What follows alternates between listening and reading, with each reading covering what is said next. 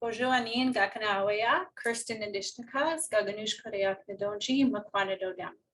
I'm an environmental and social change master student, and I'm working with the Prairie Climate Center on my thesis, Fighting Fire with Fire. Climate change is increasing the intensity, frequency, and duration of wildfires around the world. According to a recent UN report on a global scale, wildfires have the potential to increase 50% by the year 2100. Research indicates that Indigenous peoples living on reserve face greater exposure to wildfires and resulting community evacuations than any other group in Canada. Canada has a history of dispossessing Indigenous peoples from their land and communities, and the current evacuation process is a continuation of that dispossession. Sandy Lake First Nation in Ontario is a fly-in community with a population of approximately 3,100. In 2011, the community was evacuated due to wildfire, and researchers documented how residents were spread out amongst 12 different towns.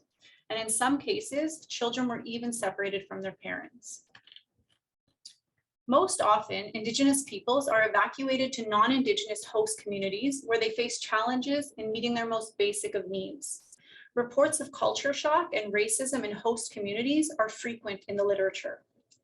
For many Indigenous peoples, they have prior experiences and traumas associated with being removed from one's land and community. The long-term impacts of evacuation on Indigenous peoples are not yet known.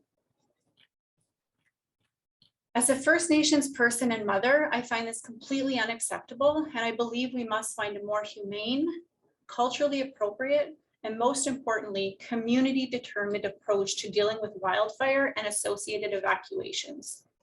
Indigenous communities are sovereign nations who have an inherent right to self-determination, and that is not reflected in the current evacuation process. While some community-level case study research exists that highlights the Indigenous evacuee experience, there is very little scholarship that looks systematically across the Canadian prairies. This is where my research comes in.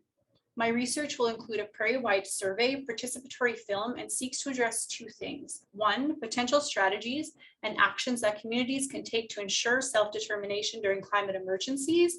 And two, to create community-based recommendations for governments, policymakers, and leadership that aligns Indigenous sovereignty and climate action. In an era of truth and reconciliation, it needs to be recognized that Indigenous people are sovereign nations who have a right to determine their own solutions. My thesis, Fighting Fire with Fire, will amplify the voices and knowledge of Indigenous fire-affected communities of Western Canada in an era of climate change. Miigwech.